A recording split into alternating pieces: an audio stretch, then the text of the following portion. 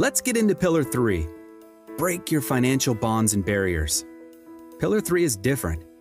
Instead of talking about what can help you reach financial greatness, we discuss what can hold you back. Here's a question. What's the number one barrier to reaching financial greatness? It's lack of knowledge. In order to bridge the greatness gap, we have to understand how the financial system works. We need knowledge. Lack of knowledge is the single greatest barrier to financial greatness. So let's break that barrier right now.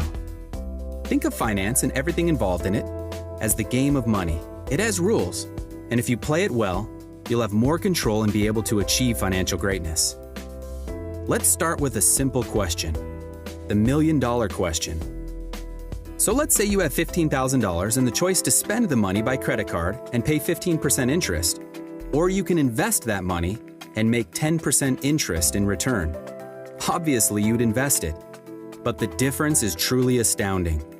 So here's a hypothetical situation, and for the sake of simplicity, we're just using this for the example. Say you want to make a big purchase, let's say a trip or furniture purchase. If you charge the expenses on a credit card with a 15% interest rate and pay it off at $200 per month, it will take you nearly 20 years to pay off, and you'll end up paying $29,638 just in interest. That's the cost of borrowing that money and the cost of using your credit card unwisely. On the flip side, if you were to invest that money instead of spending it, including the interest you would have paid, then at 10% returns, you'd have more than $1 million in 45 years. The lesson here is that either we understand interest and earn it, or we pay it. With a financial greatness mindset, you know which one to choose. The million-dollar question is an example. Realistically, people use credit, and that can be a good thing as long as it's used wisely. You should never carry a monthly balance on a credit card. A line of credit is not a financial confidence account either. Thinking of it that way is a trap. If you have debts, pay them down and then off. Obviously, some debts should be paid before others, which we'll cover shortly. How you prioritize will depend on how that debt affects your values and your financial health. To help, take a look at the Debts tool in My Money Desktop. Yes, sometimes you need debt, but more on that later. In the meantime, let's get you out of debt. The first step to paying off debt is to stop accumulating it. Stop paying for consumer goods with credit cards. It's hard to pay off a debt that's growing every time you buy something. Ask yourself, is buying this getting me closer to financial greatness? Buy accordingly. Remove the credit cards from the equation simply by not carrying them with you. Put them where you have the cash portion of your financial confidence account and treat them with the same hands-off nature. They're not helping you much, so avoid using them until your debt is gone. Use cash or debit cards. That's your money, and you don't have to pay interest on it. Commit to your values-based budget, your spending plan. I'll say it again. Commit to only buying things that you have planned for. The key to staying out of debt is to save for the items that put us into debt the last time, things like car repairs, new furniture, and holiday expenses. Debt is a misunderstood word. Most people who are in control of their money do use debt, but only if it's working for them and has the potential to help them reach financial greatness. Okay, so specifically, what types of debt do that? 1. A reasonable amount of student loans. 2. A reasonable auto loan. 3. A reasonable mortgage. And 4. A business loan. An education increases your earning power. Numerous studies prove it. In general, a student loan is a good debt because in theory it can help multiply your earning potential. I say a reasonable amount because getting crushed by student loans isn't a good start toward financial greatness. Look for grants and scholarships and work your way through to keep that debt down. Make sure you don't take on more student debt than you'll be able to afford to repay with the salary from your chosen career. I also list an auto loan as a good debt because you probably need a car to get to work. That's not to say that you should be driving a huge luxury SUV, but you do need transportation. Just make sure it's aligned with your values and appropriate to your income. A mortgage is a good debt if used wisely, and we'll discuss why in Pillar 6. Lastly, a business loan, like a student loan, has the ability to help multiply your earning potential. Now, we still need to be careful with the forms of debt that work for you. What do I mean? Well, I've seen a school teacher making $30,000 a year driving a new $40,000 vehicle, or a recent college grad with a brand new job and a modest income getting a $300,000 home. Although these are good forms of debt, this is not a good way to use them. Let's be smart and make sure our debt is reasonable for our income. Just as some debts work for you, other forms of debt can be used wisely or unwisely. Many of these types of debt are often called consumer debt. Consumer debt is borrowing money for items that go down in value, like on a credit card. It makes no sense to go into debt for an item that goes down in value, but the amount you owe goes up as interest accrues. That's not to say credit cards are bad. Having a large amount of credit card debt is bad. Credit cards are convenient and help you build your credit rating. You just have to respect them and use them to your advantage. So use them, but always make sure you pay your balance in full so you're not paying interest. So, now that we clearly understand what types of debt are out there, it's simple. If you have debt that's not working for you, it's time to get rid of it. It's keeping you from reaching financial greatness and some of your long-term goals. Use the knowledge in this module and the tools on the Pillar 3 page of the website to create your debt reduction plan and get cracking on kicking that debt to the curb. The doer checklist will help out a lot. Yeah, credit cards and I go way back. Like way back. When I started out, credit was the same as money, and I would spend it the same way. What I learned, not fast enough of course, is that credit is more expensive than money. Not the same. At all. Think about it. You finance a car or a house. Why would you finance dinner? I'm glad I learned to understand it, and it took me a while to pay it all off. But I didn't starve, the world didn't end, and I didn't completely ditch what I love to do.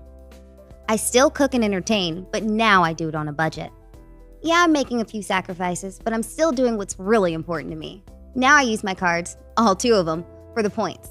Like a great chef, I'm in control. Let's look at the flip side of all this.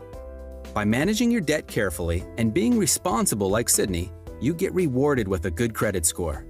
This means when it comes time for you to use debt, like buying a home, you get the best rates and terms. It is true that responsibly using credit cards can improve your credit. Credit cards are just easy to misuse. If you pay off your balance every month, you pay no interest, which means you have no debt. Doing this regularly tells banks you are responsible and less of a risk when it comes to loaning you money. But if you can't pay off your balance in full every month, you need to stop using your credit cards. They're standing between you and financial greatness. Your history with debt and how you manage it determines your credit score. The higher your score, the less of a risk banks will see you as. Think of it as your adult report card for managing your debt. I use credit cards with a high degree of consciousness. And because I've systematized and automated a lot of my finances, everything is paid on time. This helps my credit score. As you can see, there are zones that banks generally consider and treat in a consistent fashion. Higher scores get an A. They represent low-risk customers, and banks are happy to loan them money because they're very likely to get it back. The score essentially quantifies your history of managing credit and debt and assigns a level of risk to you. How are you doing? What's your score? If you don't know your credit score, it's time to get it. There are materials and guides to help you check and better manage your credit score on the Pillar 3 page of the website. But how is your credit score calculated? Your credit score is a reflection of how you have managed your debt up until now. No matter what it is, high or low, own it. Once you take full responsibility for your credit score, even if it's not as high as you would like it, then you understand you have the power to improve it. To do so, you have to understand the rules of the game. Your score is comprised of 5 main areas. Let's break it down. First, the largest category, 35% of your credit score, is payment history. We need credit in the form of a loan or credit card to show a history of payments. If you've never borrowed money, you have no payment history and subsequently will have a low score. The best way to increase your score in this area is to always pay your loan payments on time. Having a bill sent to a collection agency can quickly drop your score. Consistently paying bills and loan payments on time is the simplest action you can take to have a strong credit score. Second is amounts owed. It represents 30% of your score. Here are a few tips that will help you increase your score in this area. Don't max out credit limits or carry high balances on any accounts. More specifically, don't borrow more than 50% of your credit limit. So, if your credit card limit is $4,000, you shouldn't exceed $2,000 on that card. Your credit score will factor in your highest recent balance on each account. You also want to pay more than the minimum amount required by the lender. If your minimum payment is $25, you want to pay at least $50 to $100. Better yet, pay off your card in full every month. Another good idea when you have multiple lines of credit is not to carry balances on all of them at the same time. If you have 6 to 7 lines of credit, for example, never owe money on more than 3 or 4 at any given time. Having a balance on all your lines of credit at the same time may negatively affect your score. The third category is length of credit history, which accounts for 15% of your credit score. The longer you can show responsible use of credit, the better our score will be. So, it's important to use your credit accounts and show a history of paying on time. Fourth, new credit. New credit is responsible for 10% of your score. You want to be careful not to open multiple lines of credit in a short period of time. For example, opening up 4 to 5 lines of credit within a 2-month period may lower your score. Also, you want to avoid having multiple lenders check your credit score in a short period of time. Last, the fifth category is the types of credit in use. Types of credit in use accounts for only 10% of your score. Still, you want to shy away from having too many credit lines in any one category.